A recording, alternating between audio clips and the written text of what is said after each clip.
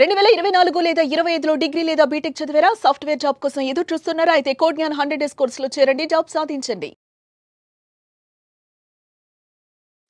నమస్కారం మేడం. నమస్తే అండి. రిలేషన్‌షిప్ గురించి మనం మాట్లాడుకుంటే చాలా ఉన్నాయి. అసలు ఇన్నుంటాయా? వీటన్నిటిని కూడా ఓవర్‌కమ్ చేసుకుంటేనే ఒక మంచి లైఫ్‌ని, ఒక రిలేషన్‌షిప్‌ని మనం ముందుకెళ్తాము అని అర్థమవుతూ ఉంది. అవును. అందులో భాగంగానే ఈ మధ్య కాలంలో మాత్రం చిన్న చిన్న వాటికే సిల్లీ రీజన్స్‌కి కూడా బ్రేకప్‌కి అయితే మనం చూస్తున్నాం. బ్రేకప్ చేసుకొని చాలామంది సఫర్ అవుతున్న పెయిన్‌ని కూడా మనం ఎక్స్‌పీరియన్స్ చేస్తున్నాం అని చెప్పొచ్చు. బికాస్ లైవ్‌లో కూడా యాజ్ ఎ సైకాలజిస్ట్‌గా మీ దగ్గరికి ఎంతోమంది ఇలాంటి కేసెస్‌తో రావడం కూడా జరిగింది. ఓకే. అంటే అలాంటి ఒక ఎక్స్‌పీరియన్స్ మేడం, ఒక రిలేషన్‌షిప్‌లో బ్రేకప్ అయినప్పుడు అంటే ఎవరు ఎక్కువగా సఫర్ అవుతారు? అది ఎలా మనం అర్థం చేసుకోవాలి? ఓకే. బ్రేకప్ కానీ, ఒక డైవర్స్ కానీ ఏదైనా కూడా ఇద్దరి మీద ఎఫెక్ట్ ఉంటది. ఉమెన్ మీద ఎఫెక్ట్ ఉంటది. మెన్ మీద కూడా ఎఫెక్ట్ ఉంటది. అంటే ఆడవాళ్ళలోను, మగవాళ్ళలోను ఇద్దరి మీద ఎఫెక్ట్ ఎలా ఉంటదనమాట. ఉంటుంది మేడం? ఒకసారి దాని సో, డిఫరెన్స్. ఇప్పుడు ఆడవాళ్ళలో అంటే ఒక పెయిన్, ఒక డిపెండెన్సీ పోవటము, ఫైనాన్షియల్ ప్రాబ్లమ్స్ రావటము, ఎమోషనల్ సపోర్ట్ లేకపోవటము, ఇవన్నీ ఉమెన్‌లో ఉంటాయి. కానీ ఒక ఇన్‌సెక్యూరిటీ ఫీలింగ్ కలుగుతుంది. ఆహ్, ఒక హస్బెండ్ వెళ్ళిపోయాడు అంటే తన లైఫ్ ఏంటి, నెక్స్ట్ ఫ్యూచర్ ఏంటి, ఇవన్నీ బాధలు, భయాలు కూడా ఉంటాయన్నమాట. కొన్ని ఎమోషన్స్ అంటే ఇప్పుడు లోన్లీ ఫీలింగు, లేకపోతే ఫ్రస్ట్రేషను, ఒక బాధ, ఇలాంటివి ఏంటి అంటే ఉమెను షేర్ చేసుకుంటుంది పక్క వాళ్ళతోటి. సో, తనకి ఏదైతే ఒక బాధ ఉందో పక్క వాళ్ళతోటి షేర్ చేసుకోవడము, లేకపోతే విపరీతమైన కష్టంగా ఏదైనా అనిపించింది, దుఃఖంగా అనిపించింది, తను ఏడుస్తుంది. సో, ఆ ఎమోషన్ ఏదైతే ఉందో దాన్ని వెంట్ ఔట్ చేసేసుకుంటారు. కొన్ని ఎమోషన్స్ అయితే వాటిని మనం రీప్లేసే చేయలేము. ఇప్పుడు ఫైనాన్షియల్ సపోర్ట్ కావాలి, ఇప్పుడు తను కంప్లీట్‌గా డిపెండెన్సీ, వాటికి ఆల్టర్‌నేటివ్ ఏంటో చూడాలి. కానీ ఇమ్మీడియేట్‌గా తన ఒక పెయిన్‌ని తను రిలీవ్ చేసుకోగలుగుతుంది. ఎవరితోనైనా షేర్ చేసుకోగలుగుతుంది ఫ్యామిలీలో వాళ్ళతోటి. సో, మెన్ దగ్గరికొచ్చేటప్పటికి వాళ్ళకి ఏముంటది అంటే, ఇప్పుడు ఈ మగవాళ్ళకి ఒక సోషల్ స్టిగ్మా ఏంటి? వాళ్ళు ఎలా ఉండాలనుకుంటుంటాం మనము? వాళ్ళు స్ట్రాంగ్‌గా ఉండాలి. వాళ్ళు ఫైనాన్షియల్‌గా బాగా డబ్బులు సంపాదించాలి. ఎమోషనల్‌గా ఫ్యామిలీకి సపోర్ట్ ఇవ్వాలి. డెసిషన్ మేకింగ్ ఉండాలి. చాలా మంచి వాళ్ళుగా ఏదైనా సపోర్టివ్‌గా ఎక్కడికైనా అంటే తీసుకెళ్ళటము, ఏదైనా చేయటం అలా ఉండాలి. ఆహ్, అంటే మంచి జాబ్ లాంటివి చేయాలి. ఇవన్నీ ఏంటి మన సొసైటీలో మెన్ పైన ఉండే రెస్పాన్సిబిలిటీస్ కదా! సో, ఇలా ప్రతి ఒక్కళ్ళకి ఒక ఐడెంటిటీ అలా ఉంటదనమాట. సో, ఇప్పుడు నీకొక ప్రాబ్లమ్ వచ్చినప్పుడు వాళ్ళు దాన్ని ఏడవడానికి ఒప్పుకోదు వాళ్ళ మనసు. ఎందుకంటే you are a strong person. కానీ పెయిన్ నీ ముందు చాలా పెద్దగా ఉంది. సో, అప్పుడు నువ్వు ఏడవడానికి నీ ఎమోషన్‌ని నువ్వు వెంట్ ఔట్ చేయలేకపోతున్నావు. అది ఎక్కడికెళ్తుంది? నీ మైండ్‌లోనే ఉంటది. ఆ ఎమోషన్ నీ లోపలే ఉంటుంది. అది మాటి మాటికి అంటే ఒక పెయిన్ లాగా నీకు కనిపిస్తుంది. ఒక లోన్లీ ఫీలింగ్ లాగా వస్తుంటుంది బయటికి. సేమ్ టైము వుమెన్ షేర్ చేసుకున్నంత ఈజీగా ఒక ఫ్యామిలీ మెంబర్స్‌తో గానీ, ఫ్రెండ్స్‌తో గానీ ఎవరితో అయినా గూడా మెన్ ఎమోషన్స్‌ని షేర్ చెయ్యరు. ఇప్పుడు వాళ్ళు ఫ్రస్ట్రేషన్ ఉన్నారు, లేకపోతే ఒక బాధలో ఉన్నారు అంటే వాళ్ళు ఇంకా దూరం అయిపోతుంటారు. ఎవరో ఒక ఫ్రెండ్ సర్కిల్‌లో నుంచి కానీ, లేకపోతే ఒక అంటే ఒక ఫ్యామిలీ నుంచి కానీ వాళ్ళు ఇంకా దూరం అయిపోతుంటారు. లోన్లీ ఫీల్ అవుతూ ఉంటారనమాట. సో, అంటే అక్కడ వాళ్ళు అక్కడ కూడా షేర్ చేయట్లేదు. సో, ఈ లోపల ఉన్న ఎమోషన్స్ అన్నీ ఏమవుతాయి అంటే ఇంకొకలాగా టర్న్ అవుతాయి. ఎలా టర్న్ అవుతాయి? యాంగర్‌గా టర్న్ అవుతాయి. నీకు బాగా ఫ్రస్ట్రేషన్ ఉంది. మన సినిమాల్లో కూడా చూస్తుంటాం కదా!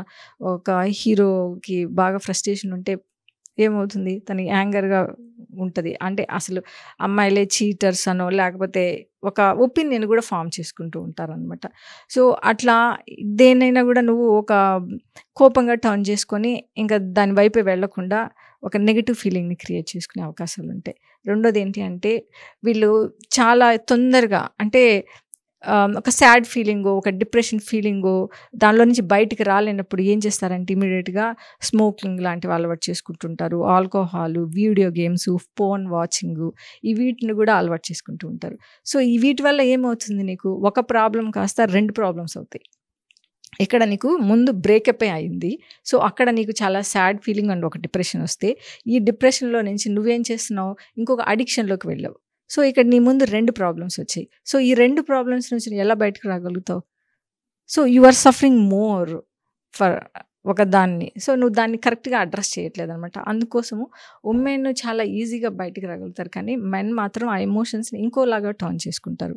ఇంకొకటి ఏంటి అంటే వీళ్ళలో సెల్ఫ్ ఐడెంటిటీని బాగా తగ్గించేసుకుంటూ ఉంటారు. సెల్ఫ్ ఐడెంటిటీ అంటే ఏంటంటే ఆహ్, ఎవరైనా ఒక పార్ట్నర్ బ్రేక్ చేసి వెళ్ళిపోయిందంటే నాకు తెలుసు ఆమె అన్‌లక్కీ పర్సన్. లేకపోతే నాకంత గుడ్ క్వాలిటీస్ లేవు. ఐయామ్ నాట్ అంత వెల్ గుడ్ పర్సన్, నేను అంత డబ్బులు ఫైనాన్షియల్ కూడా స్ట్రాంగ్గా లేకపోవటము, ఎమోషనల్గా స్ట్రాంగ్ లేను అని వాళ్ళ ఇమేజ్ని చాలా తక్కువ చేసుకుంటూ ఉంటారనమాట. తన ఐడెంటిటీని తక్కువ చేసుకుంటూ ఉంటారు. రెండోది ఏంటంటే ఈగో మనకి ఏదైతే ఒక ఈగో అనేది ఏంటి అంటే ఓకే ఐఎమ్ గుడ్ అని ఒక నలుగురిలోకి వెళ్ళి మాట్లాడటం, ఒక షేర్ చేసుకోవడం, ఇట్లాంటివి ఉంటాయి కదా. సో విత్డ్రా అయిపోతూ ఉంటారు, వాళ్ళ ఈగోని కూడా తగ్గించేసుకుంటూ ఉంటారు అనమాట.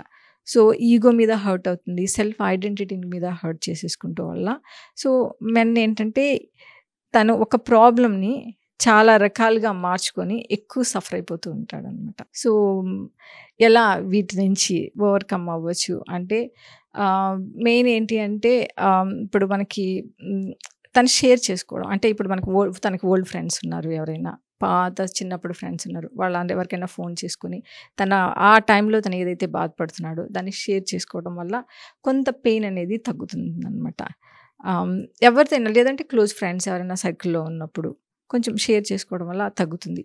వీళ్ళకి ఇంకోటి ఏంటంటే ఏడవకూడదు. Emotion is not a negative, emotion is not a weakness, emotion is just a feeling. నాకు బాధ కలిగిందంటే బాధ కలిగింది, సో నాకు ఏడవాలనిపిస్తే ఐ కెన్ క్రై. సో ఎవ్వరు లేనప్పుడు వెళ్ళి యూనివర్స్కి చెప్పి నాకు ఈ బాధ ఉంది, నేను ఇప్పుడు బాధపడుతున్నాను అని ఎవ్వరు లేనప్పుడు యూ కెన్ క్రై. ఏడవాలనిపిస్తే you can show that emotion, you can vent it out that emotion. So అలా కూడా తన లోపల నుంచి తన పెయిన్ని తీసేసుకోవచ్చు అనమాట. సో అదేవిధంగా నేచర్తో ఎక్కువ టైం స్పెండ్ చేయడం, అంటే ట్రెక్కింగ్కి వెళ్ళటం, ఎక్కువసేపు బయట నేచర్లో వాక్ చేయటము, హైకింగ్ వెళ్ళటము. ఎప్పుడైతే నువ్వు నేచర్లో ఉంటావో నువ్వు చాలా ఎమోషన్స్ని నేచర్తో షేర్ చేసుకోవడం వల్ల నీకు ఆ ఫీలింగ్ అనేది తగ్గుతుంది అనమాట. ఇమీడియట్గా ఏదైనా నువ్వు ఒక సఫర్ అవుతున్నావు, ఏదైనా ఒక బాధలో ఉన్నావు అంటే go out, spend with the nature, లేదా ఎవరితో దగ్గర వాళ్ళతోటి క్లోజ్గా షేర్ చేసుకోవడం. ఇంకోటి ఏంటంటే ఫిజికల్ ఎక్సర్సైజ్. ప్రాబ్లంలో ఉండగానే ఒక క్లోజ్ డెన్లోకి వెళ్ళిపోతారు అనమాట. So they don't want to come out and exercise చేయటము, నలుగురితో మాట్లాడటం, ఇవి చేయకుండా క్లోజ్లోకి వెళ్ళిపోతుంటారు అనమాట. So this is a more problem అవుతుంది. సో నువ్వు ఎప్పుడైతే ఇంకా ఓపెన్ అయిపోతావో, ఇప్పుడు జిమ్కి వెళ్ళటము, లేకపోతే ఏదో any physical form of exercise, running, swimming, ఏదైనా కూడా ఏరోబిక్స్ ఏవి చేసినా కూడా అవి ఏమవుతుంది, ఎండార్ఫిన్ రిలీజ్ అవుతుంది. ఆ ఎండార్ఫిన్స్ రిలీజ్ అయినప్పుడు నీలో ఉన్న స్ట్రెస్ని తగ్గిస్తూ ఉంటుంది అనమాట. సో స్ట్రెస్ని తగ్గించడం వల్ల నువ్వు డే టు డే లైఫ్లో తొందరగా బయటికి రావడానికి వీలవుతుంది. సో నువ్వు సఫరింగ్లోకి వెళ్ళకుండా.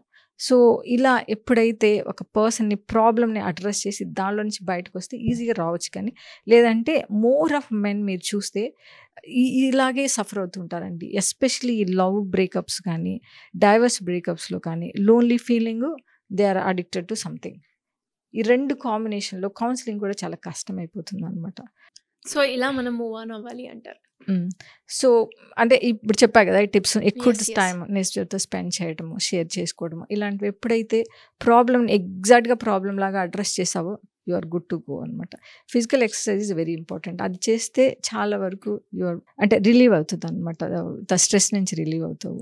సో తొందరగా రికవరీ అవుతుంది అనమాట. ఇంకా మెడిటేషన్ లాంటివి చేసుకోవటము, ధ్యానం, ఇవి యోగా హెల్ప్ అవుతుంది అనమాట. Thank you ma'am. Thank you. Suman టీవీలో మీ పర్సనల్ అండ్ బిజినెస్ ప్రమోషన్స్ కోసం కింది నెంబర్కి కాంటాక్ట్ చేయండి.